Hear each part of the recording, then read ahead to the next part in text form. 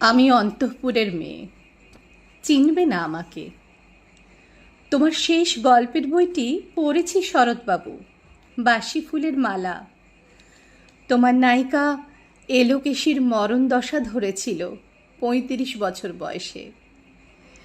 ২৫ বছর বয়সের সঙ্গে ছিল তার রেশারেশি। দেখলেম তুমি মহদাশয় বটে, জিতিয়ে দিলে তাকে। নিজের কথা বলি, বয়স আমার অল্প, একজনের মন ছুঁয়েছিল আমার এই কাঁচা বয়সের মায়া, তাই জেনে পুলক লাগতো আমার দেহে। ভুলে গিয়েছিলেম অত্যন্ত সাধারণ মেয়ে আমি। আমার মতো এমন আছে হাজার হাজার মেয়ে, অল্প বয়সের মন্ত্র তাদের যৌবনে। তোমাকে দোহাই দিই, একটি সাধারণ মেয়ের গল্প লেখো তুমি। বড় দুঃখ তারও স্বভাবের গভীরে অসাধারণ যদি কিছু তলিয়ে থাকে, কোথাও কেমন করে প্রমাণ করবে সে? এমন কজন মেলে যারা তা ধরতে পারে? কাঁচা বয়সের জাদু লাগে ওদের চোখে, মন যায় না সত্যের খোঁজে।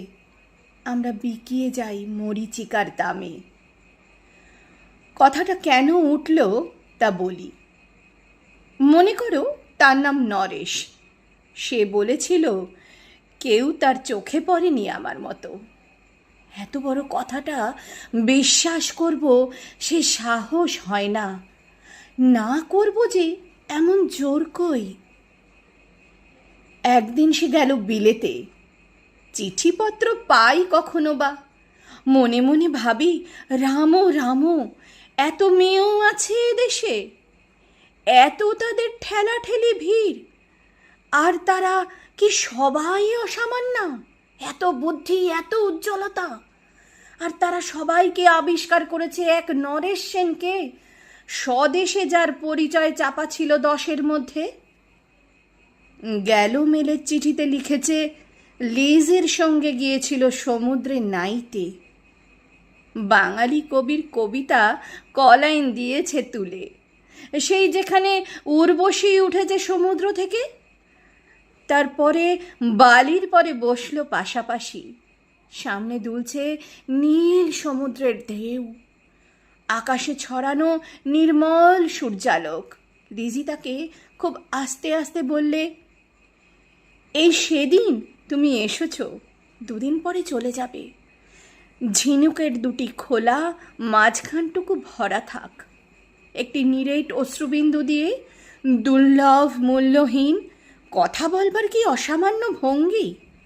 সেই সঙ্গে নরেশ লিখেছে, কথাগুলি যদি বানানো হয় দোষ কি, কিন্তু চমৎকার।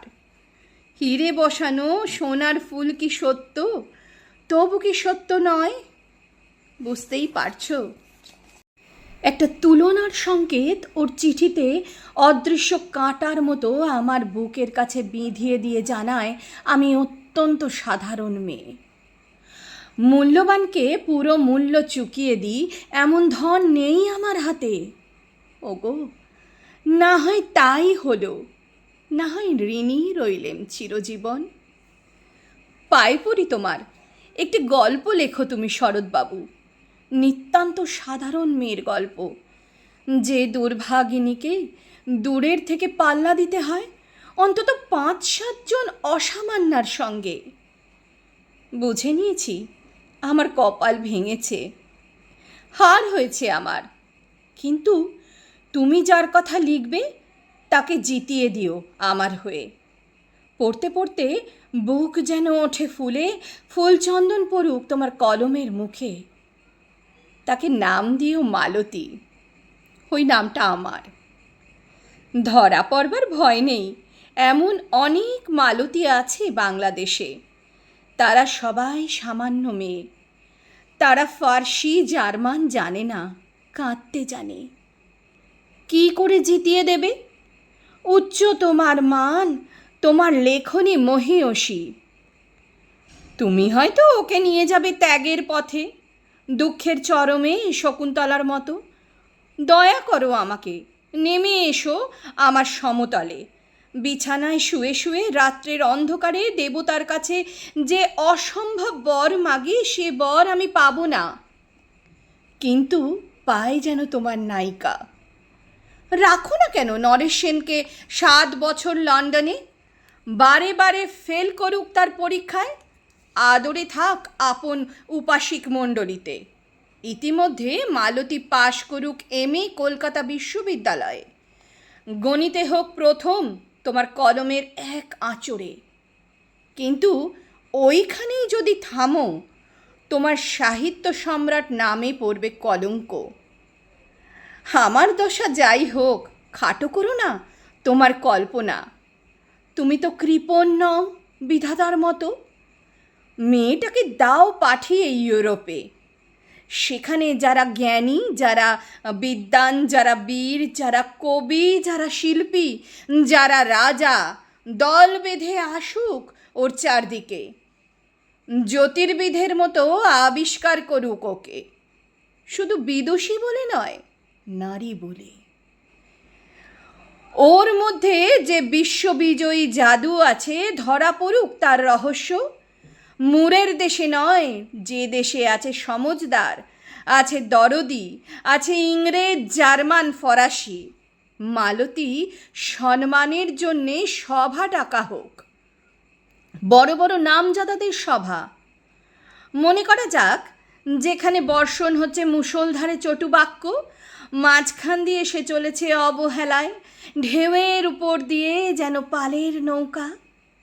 ওর চোখ দেখে ওরা করছে কানাকানি। সবাই বলছে ভারতবর্ষের সজল মেঘ আর উজ্জ্বল রৌদ্র মিলেছে ওর মোহিনী দৃষ্টিতে। এইখানে জনন্তীকে বলে রাখি, সৃষ্টিকর্তার প্রসাদ সত্যই আছে আমার চোখে। বলতে হলো নিজের মুখেই, এখনও কোনো ইউরোপী রসজ্ঞের সাক্ষাৎ ঘটেনি কপালে। নরেশ এসে দাঁড়াক সেই কোণে, আর তার সেই অসামান্য মেয়ের দল। আর তারপরে আমার নোটে গাছটি মুরলো, স্বপ্ন আমার ফুরলো। হায় রে সামান্য মেয়ে, হায় রে বিধাতার শক্তির অপব্যয়। নমস্কার।